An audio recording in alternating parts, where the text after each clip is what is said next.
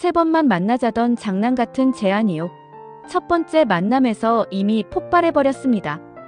누가 누구를 시험한 건지 그날 밤 이후로 아무도 자신있게 말 못하더라고요. 영상 바로 시작하겠습니다. 구독과 좋아요 부탁드립니다. 박성재는 그날 이후 말을 아끼기 시작했는데요. 회사에서는 단단했고 회의실 밖에서는 조용했습니다. 그런데 머릿속은 시끄러웠습니다. 이수빈이 남긴 말 몇 개가 계속 튕겨 올라왔거든요. 딱 3번만 만나주라. 이번에는 진짜다. 안 되면 그때 포기하겠다. 다짐처럼, 협박처럼, 동시에 부탁처럼 들렸습니다. 이수빈은 집에 돌아와서도 가만히 있질 못했습니다. 소파에 앉아 휴대폰 메모장을 열고 닫고를 반복했는데요. 데이트 조건 3가지 같은 걸 써 내려갔습니다. 1오빠 회사 일에 도움이 될 것. 2 돈 자랑 금지. 3 끝나고 바로 연락 끊지 말 것. 적어놓고는 혼잣말로 웃었습니다. 내가 왜 이렇게 꼬였지. 그냥 좋아한다고 하면 되는데. 그런데 이수빈은 자신이 어떤 사람인지 정확히 알고 있었습니다. 돈 많은 남자와 결혼하고 싶다던 계산 빠른 성향, 이혼남은 아니다라던 고집, 그 모든 게 성재 앞에서 다 무너지고 있었거든요. 그러다 알았다고요. 나 진짜네. 이건 장난 아니네. 첫 번째 만남은 업무였는데요. 박성재는 신제품 라인 테스트를 이유로 이수빈을 불렀습니다. 20대 여성 타깃에 빠른 피드백이 필요하다는 서류상의 이유였는데 실제로는 그보다 복잡했습니다. 내가 이 사람을 어디까지 믿고 있는가. 그걸 확인하려는 마음도 섞여 있었거든요. 회의실에 들어오자마자 이수빈은 질문부터 쏟아냈습니다. 컬러 팔레트 확정이에요? 인플루언서 협찬은 연령 맞춘 거예요? 패키징 박스는 재활용 종이로 바꾸면 스토리라인 좋아지는데요. 임원들이 눈을 깜빡이는 사이 박성재는 고개를 숙이고 웃었습니다. 야, 넌 왜 늘 준비가 돼 있냐? 이수빈은 어깨를 으쓱였는데요. 오빠가 부르니까 준비가 됐나 보죠. 회의가 끝나고도 일이 남았는데요. 박성재는 결과적으로 이수빈 의견을 반영해 메인 라인을 2번으로 밀었습니다. 전통 고객이 불편해할 거라는 우려가 실무진 사이에서 튀었지만 그는 오히려 분명하게 말했다고요. 우리 젊은 고객을 먼저 잡아야 합니다. 그리고 요즘은 50대도 예쁜 편한 신발 좋아합니다. 세대가 하나의 취향으로 수렴하는 순간이 있어요. 그 말이 끝나자 묘한 침묵이 흘렀습니다. 이견은 있었지만 논리는 단단했거든요. 그 순간 박진석이 짧게 고개를 끄덕였고 결정은 굳었습니다. 그렇게 해. 회의실 밖으로 나서며 박성재는 알아차렸습니다. 방금의 자신감에는 이수빈이 던져준 근거들이 뒤에서 밀고 있었다는 걸요. 인정하기 싫어도 이미 알아버렸습니다. 나 이 아이한테 힘을 받았네. 두 번째 만남은 완전히 사적인 자리였는데요. 합정 쪽 오래된 칼국수집. 이수빈이 고른 곳이었습니다. 이혼남이니 친구 여동생이니 하는 경계선이 모두 무색해지는 소박한 테이블이었고요. 면이 익기를 기다리며 이수빈이 먼저 입을 열었습니다. 오빠, 나 사실 숫자 밟고 돈 얘기 좋아하고 계산 셉니다. 근데요, 그거 다 내려놓고 싶은 사람이 한 명 생겼어요. 박성재는 젓가락을 내려놓고 천천히 물었습니다. 그게 나냐? 네. 이수빈은 의외로 담담했는데요. 내가 이혼남이라며 그건 절대 안 된다며 큰 소리 치지 않았냐? 그랬죠. 근데 생각해보니까 제 기준이 저를 막고 있더라고요. 기준이 저를 안전하게 만들었는데 동시에 멍청하게도 만들었고요. 그래서 바꾸기로 했어요. 조건보다 사람. 박성재는 한참 말을 고르다가 짧게 웃었습니다. 그 말 쉽게 꺼낸 거 아니지? 네. 그러니까 오빠도 쉽게 거절하지 말아요. 그날 밤 예상 못한 변수가 터졌습니다.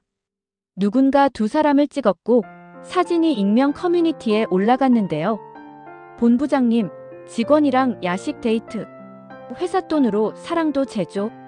같은 자극적 캡션이 붙어 있었어요. 근거는 없었지만 이미지는 빠르게 퍼졌고 회사 사람들 사이에서도 수군거림이 돌았습니다. 여기서 첫 번째 클라이맥스가 생겼습니다. 박성재는 선택을 해야 했거든요. 쉬운 길은 이수빈에게 연락을 끊어버리는 거였습니다. 너 때문에 피해가 커졌다라는 말 한마디면 금세 정리되는 문제처럼 보였죠. 하지만 그는 밤늦게 메시지를 보냈습니다. 내일 아침 내가 먼저 해명하겠습니다. 너는 회사에 오지 마. 오늘은 내가 막을게. 이수빈은 오빠 때문에 내가 강해지네요 라고 답장을 보냈는데요. 사실은 손이 덜덜 떨렸다고요. 누군가를 선택한다는 건 동시에 많은 걸 잃을 수도 있다는 뜻이니까요. 다음 날 박성재는 회의실에서 딱 두 문장을 말했습니다. 어제 저녁 사적 만남 맞습니다. 업무와 무관했고 비용도 개인 카드로 처리했습니다. 그리고 끝내 더 설명하지 않았습니다. 더 길게 말을 붙이면 오히려 그 사람이 문제의 중심으로 끌려 들어올 것 같았거든요. 입을 닫는 쪽이 이수빈을 지키는 길이라고 믿었습니다. 그 단단한 태도는 빠르게 불필요한 추측을 꺼트렸는데요. 대신 안에서 새롭게 피어오른 건 박성재와 이수빈 사이라는 소문이었습니다. 이번엔 달콤하고 위험한 형태였죠. 누군가는 축하했고 누군가는 흉받고 누군가는 친구 여동생이라며라며 고개를 저었습니다. 소문은 결국 이지혁에게도 들어갔습니다. 이지혁은 저녁에 박성재를 불러냈는데요. 둘은 늘 그렇듯 짧게 인사하고 곧장 본론으로 들어갔습니다. 수빈이랑 내가. 이지혁의 눈빛은 예전처럼 맑았지만 어디가 조금 다르게 떨리고 있었고요. 박성재는 피하지 않았습니다. 내가 선을 잘못 그은 것 같아. 아니, 사실 선을 아예 안 그은 건지도. 성재야. 알아. 내 여동생이야. 난 내 친구고. 그래서 묻는 거야. 너 진심이냐? 박성재는 숨을 고르고 고개를 끄덕였습니다. 나 함부로 시작하지 않아. 그 말은 오래 알고 지낸 사람끼리만 알아듣는 무게가 있었는데요. 그 무게를 이지혁은 알아들었습니다. 그래서 오히려 단호하게 말했죠. 그럼 더 조심해. 수빈이는 보여주는 척 강하지만 속은 얇아. 자극적인 말 한 줄에 밤새 우는 애야. 박성재는 그 말을 마음속 가장 깊은 서랍에 넣었습니다. 기억할게. 세 번째 만남을 정하기 전 두 사람 사이에 작은 사건이 하나 더 생겼습니다. 제품 메인라인 교체와 동시에 박진석의 반대가 실무에서 본격화된 건데요. 윗선 몇몇이 원칙을 어겼다라며 내부 반발을 키웠고 그 사슬의 마지막 고리는 인플루언서 섭외 논란으로 옮겨갔습니다. 특정 인플루언서에게 리워드가 과했다는 익명 제보가 들어온 겁니다. 박성재는 내사를 걸었고 놀랍게도 그 리스트에 이수빈의 친구 이름이 살짝 걸려 있었는데요. 직접적 리워드는 아니었지만 소개 수수료 구조가 충분히 오해받을 수 있는 형태였다고요. 여기서 두 번째 클라이맥스가 터졌습니다. 박성재의 선택 투명하게 공개하고 바로잡을 것인가, 아니면 이해관계자인 이수빈 때문에 주저할 것인가. 그는 밤늦게 이수빈을 불러 사실대로 말했습니다. 내 친구 이름이 잠깐 걸렸어. 고의가 아닌 건 알아. 그래도 정리해야 해. 이수빈은 얼굴이 하얘졌는데요. 내가 잘못했네요.